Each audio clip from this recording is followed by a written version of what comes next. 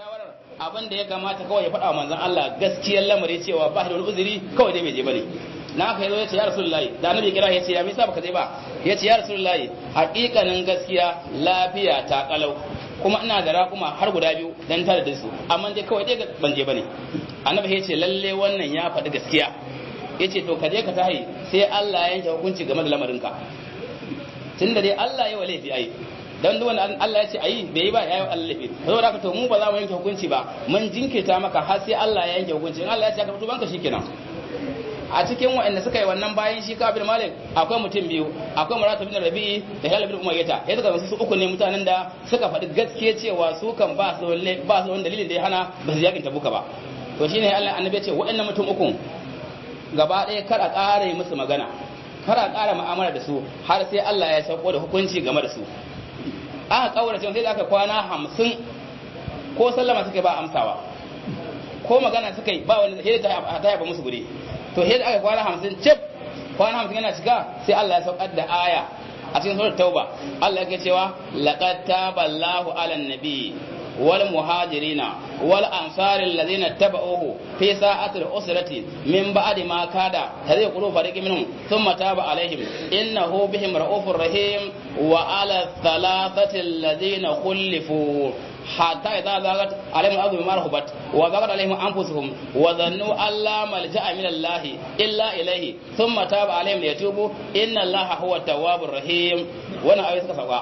abinda Allah ya ce a wannan ayoyi Allah ya ce wa laqad taballahu 'alan nabiy haƙiƙa Allah ya dawwama da tubansa ga wannan annabi dama annabi bai lihi ba amma Allah ce ya karɓi tubansa saboda girmamawa wal muhajirina haka nan Allah ya karɓi tuban muhajirai mutanen da suka kawar daga Makka zuwa Madina wal ansari haka nan mutanen Madina Allah ya tabbatar da tubansa gare su allazina tabauhu fi sa'atil usrati wa'anda suka bi manzon Allah sallallahu yakin Tabuka a lokacin kunci wanda an yi shi ne a lokacin zafin rana ga kuma wato bukatar hutu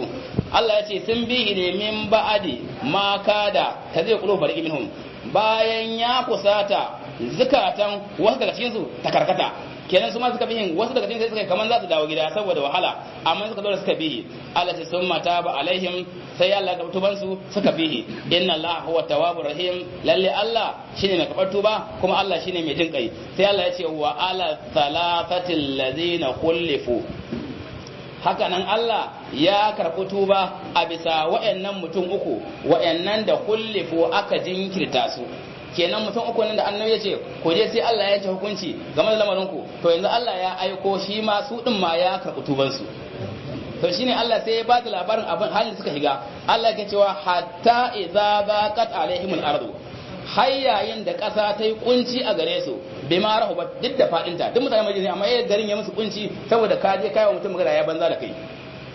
wa zaqat alaihim anfusuhum zakatun su ma suka musu kunci kamar safahe wa zannu alla malja'a min Allah illa ilayhi suka sakankance ba su da gurin fakewa daga Allah sai su koma ga Allah sai suka kai wannan hali thumma taba alaihim liyatubu sannan Allah sai ya karɓi tubansu domin su tuba kar su ƙara inna Allah huwa tawwabur rahim lalle Allah shine mai karɓar tuba shine mai jin kai to da wannan ayar sauka kaga Allah ya koyar karɓar tubansu shike mutane suka dinga suna taya su murna daman ka san bakin su ake ba dama fuhi ne saboda sun saba Allah to tunda wanda aka saba ya ce ya yafe musu shikenan sai kowa yake zuwa yana musu murna iya tare su yana musu murna Ka'ab bin Malik yake ba da labari yace he ta gurin manzon Allah sallallahu alaihi wasallam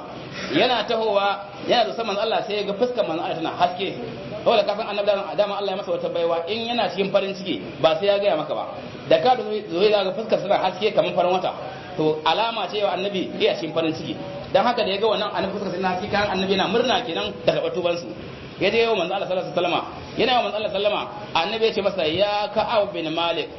abshir bi khairi yawmin marra alayka munzu wa yarka ummuka yace ya ka abu kai farin ciki da mafi alkhairin wata rana da ta wuce a gare ka tiran da uka ta haife ka kira ya ga masa wannan rana da Allah ka wato bansa ita ce mafi alkhairin wata rana ta wuce a gare shi tunda aka haife shi bai taɓa samun rana mafi alkhairi kaman wannan ba to sai ka abu mun ta zama biyu ga Allah ka wato bansa yana farin ciki ga kuma annabi ya ce masa wannan rana ce mafi alkhairi a duk ma rayuwarsa gaba daya to farin ciki sai ya ce ya rasulullahi amin indika haza am min indillahi yace ya rasulullahi wannan magana daga wajenka ne